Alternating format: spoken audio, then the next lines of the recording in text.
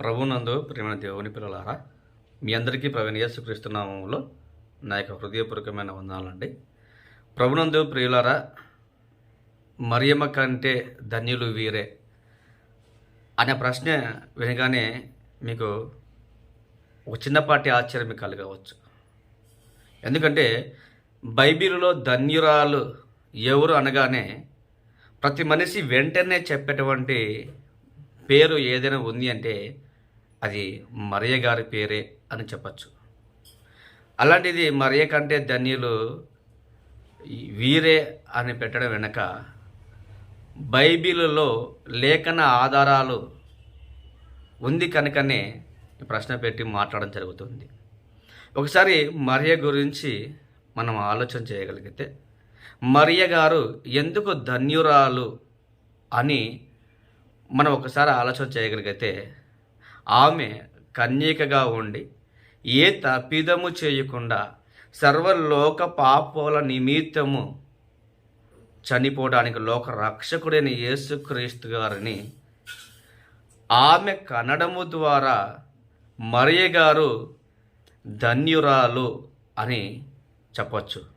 దీనికి లేఖన భాగము బైబిల్ ఆధారము మనం చూడగలిగితే, లూకా గారు రాసిన సువార్త 1వ అధ్యాయము 39 నుంచి మనము చివరి భాగం వరకు చూడగలిగితే, అక్కడ ఎలిజబెత్ మరియ గారి సందర్భము మనకు కనబడుతుంది. ఆ సందర్భములో 49వ వచనం వచ్చేసరికి ఒక చక్కటి మాట రాయబడుతూ ఉంది. చూడండి, 49వ వచనం కాకి లూకా సువార్త 1వ అధ్యాయం 49వ వచనం. సర్వశక్తిమంతుడు నాకు గొప్ప కార్యములు చేసిన గనుక ఇది మొదలుకొని అన్ని తరముల వారును నన్ను ధన్యురాలని ఎందురు అని రాయబడిందండి.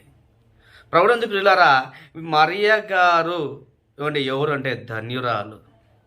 ఎందుకంటే ఆయనక యేసుక్రీస్తును కనడం వలన, పవిత్రుడైన యేసుక్రీస్తును, సర్వలోక రక్షకుడైనటువంటి యేసుక్రీస్తు గారిని కనడము ద్వారా ఆమె ఏమైందంటే కనుక ధన్యురాలు అయింది. అయితే ఇప్పుడు నేను సూటిగా చెప్పగలను, లేఖనాల ఆధారాలతో చెప్పగలను.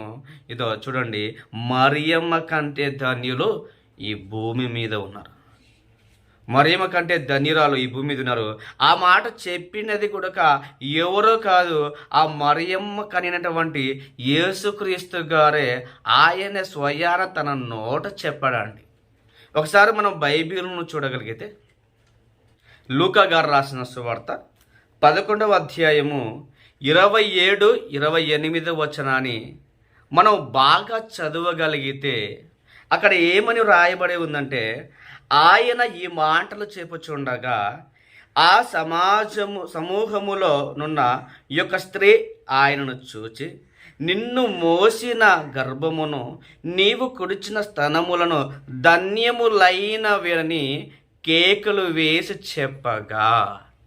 ఏమంటే యేసుక్రీస్తు గారు ఆ సమాజంలో ఆయన నిలవబడి వాక్యము చెబుతుండగా ఆయన మాటలకు ఆశ్చర్యపడి, ఆయన ఆ యవ్వనములో అంత గొప్పగా ఆయన వాక్యం ప్రకటించుచుండగా ఆ సమాజములో నిలవబడి ఆ యొక్క స్త్రీ ఆయన చూసి ఏమంటుందంటే గనక, నాయనా నిన్ను కనిన గర్భము ధన్యము అంటుంది, నువ్వు కుడిచిన స్తనములు ధన్యము అంటుంది. అంటే ఇక ఆయన కనిన గర్భము ఎవరిది అన్నప్పుడు ఏమంటే మరియమ్మ గారిది. ఇండైరెక్ట్గా ఆమె ఏం చెబుతూ అంటే గనక, నిన్ను కనిన తల్లి ధన్యురాలు అంటుంది. అదే కదండి, ముందు లేఖనాల్లో రాయబడింది, ఈ తరముల వారు అందరూ, అన్ని తరములు ఏమంటే నన్ను ధన్యురాలు అని అంటారని కదా. ఇప్పుడు అలాగనే ఏమంటే ఈ యొక్క ఆమె కూడా ఆ స్త్రీ నిలవబడి ఏమంటుందంటే కనుక, నైనా నిన్ను కరిన గర్భము ధన్యురాలు అంటుంది. అంటే మరియమ్మ గారిని ధన్యురాలు అని అంటుంది.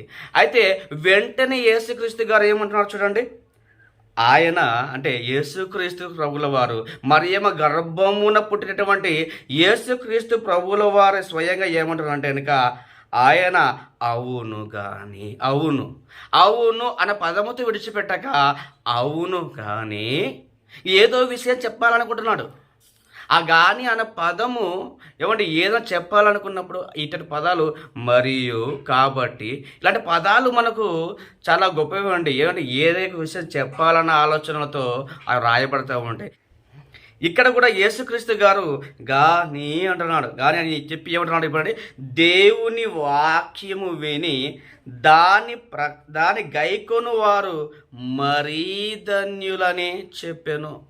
మరీ ధన్యులని చెప్పాను అంటే ఇప్పుడు ఎవరైతే దేవుని వాక్యము విని దాన్ని ఎవరైతే గైకొంటారో వారు మరీ ధన్యులంటే కనుక మరియమ్మ కంటే ఎక్కువ ధన్యులు అని అంటున్నాడండి. మరీ ఎక్కువ ధన్యులు అని అన్నాడు. ఎందుకంటే ఇక మరియమ్మ గారు కన్నడముతోనే ధన్యురాలు. ఆ తర్వాత ఆమె కొడుక ఏమండి అంటే కొంతమంది పిల్లలను కానింది ఏమండి. ఆ తర్వాత ఆమె ఆ పిల్లలను దేవుని కొరకు పెంచుతూ ఆమె కొరకు దేవుని కొరకు బ్రతుకుతూ ఉండాలి చనిపోయేంత వరకు. అప్పుడే ఆమెకి ఏమొస్తుంది? పరలోకం వస్తుంది. అయితే నీవైతే కనుక దేవుని మాట విని ఆ మాట ప్రకారం నువ్వు బ్రతికితే గనుక నువ్వు ఎవరు అన్నప్పుడు మరియమ్మ కంటే ధన్యులు. అంటే ఎవరైతే ఈ భూమి మీద బ్రతుకుతున్న ప్రతి మనిషి ఎవరైతే దేవుని మాటను విని ఆ మాట ప్రకారం ఎవరైతే బ్రతుకుతారో గైకొంటారో వారు చనిపోయేంత వరకు వారు ధన్యులు. ఎందుకంటే గనక అలా చనిపోయి దేవునికి ఉన్నతంగా బ్రతికి చివరి వరకు గైకొని చనిపోతా అంటే పరలోకానికి వెళతారు కనుక వారు ధన్యులు. పరలోకానికి వెళుతున్నారు కనుక ధన్యులు. పరలోకానికి వెళ్ళకుంటే ధన్యులు కాదు. మరి మరియమ్మ కంటే ధన్యులు ఈ భూమి మీద ఉన్నారా అంటే గనక ఉన్నారు. వాళ్ళు ఎవరంటే గనక దేవుని వాక్యముని గైకొని వారు ధన్యులు. వారు ఈ భూమి మీద ఉన్నారు. మరియమ్మ కంటే ధన్యులు ఉన్నారా లేరండి? మరియమ్మ కంటే ధన్యులు ఉన్నారు.